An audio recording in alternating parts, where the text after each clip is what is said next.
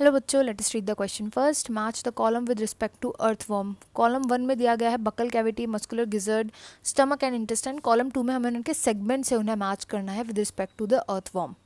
तो यहाँ पर जो हम की कंसेप्ट पढ़ेंगे वो हम अर्थवर्म के मेन सेगमेंट्स की स्टडी करेंगे. तो अर्थवर्म जो होता है किससे, एनालिडा से बिलोंग करता है, यानी कि इसकी बॉडी जो होती है होल बॉडी इज सेगमेंटेड, मेटामेसिस में प्रेजेंट होते हैं, सेगमेंटेड बॉडी होती है.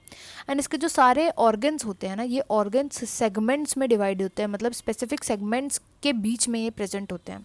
यही नहीं सेगमेंट से हमें मैच करना है. तो सबसे पहला ए आ जाता है बक्कल कैविटी.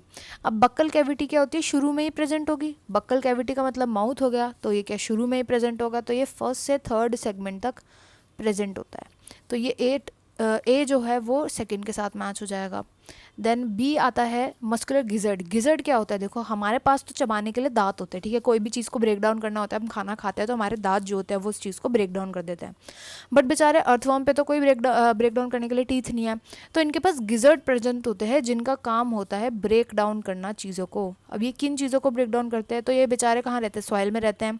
कई सारे सॉइल के पार्टिकल इनके पेट में चले जाते हैं, उनको ब्रेक डाउन करना होता है. ऑर्गेनिक मैटर जो ये खाना खाते हैं उसको भी ब्रेक डाउन करना होता है. तो इन सब चीज़ों के ब्रेक डाउन करने के लिए ये प्रेजेंट होता है गिजर्ड, और ये प्रेजेंट होता है 8 से 9 सेगमेंट तक. अब बात होती है इसको याद कैसे करना है. तो देखो जब आप गिजर्ड का जी देखोगे ना, तो ये जी किसकी तरह लगता है, 8 की तरह लगता है. तो ऐसे आपको याद करना है कि ये 8 से 9 सेगमेंट में प्रेजेंट होता है गिजर्ड. इसके बाद पहले इसको मैच कर देते हैं, तो ये मैच हो जाएगा 8 to 9 यानी फर्स्ट के साथ. नेक्स्ट आता है सी स्टमक. जो स्टमक होता है, स्टमक का मेन फंक्शन क्या होता है, डाइजेस्ट करना. अब इसके अंदर ना स्पेशल कैल्सीफेरस ग्लैंड्स प्रेजेंट होते हैं. कैल्सीफेरस ग्लैंड प्रेजेंट होते हैं. इन ग्लैंड का फंक्शन होता है जो ह्यूमिक एसिड, ह्यूमस की वजह से जो ह्यूमिक एसिड आता है इसको न्यूट्रलाइज करना, इसको न्यूट्रलाइज करता है. एंड ये प्रेजेंट होता है 9th से 14th सेगमेंट तक. तो देखो ये स्टार्ट कहाँ होगा, जो स्टमक होता है वो जस्ट गिजर्ड के नीचे होता है, तो इसलिए 8 से 9th में तो गिजर्ड आ गया था, और 9th से 14 तक हमारा आ जाएगा स्टमक. अब बात है 9th तो हमें याद हो जाएगा कि गिजर्ड के तुरंत बाद स्टार्ट होना है. 14 हम कैसे याद करेंगे कि अगर आप स्टमक के वर्ड्स को देखोगे STOMACH, तो ये बनते हैं 7 वर्ड्स. तो 7 into 2 कितना हो जाएगा, 14 हो जाएगा. ऐसे करके आपको याद करना है कि ये 14th सेगमेंट तक जो है प्रेजेंट होगा. तो ये मैच हो जाएगा विथ थर्ड ऑप्शन.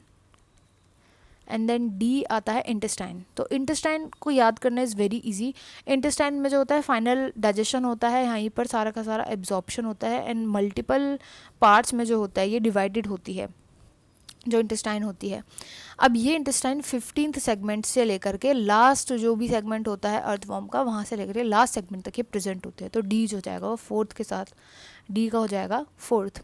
तो यहाँ पर जो राइट आंसर हो जाएगा option D. I hope you understood well. Best of luck and thank you.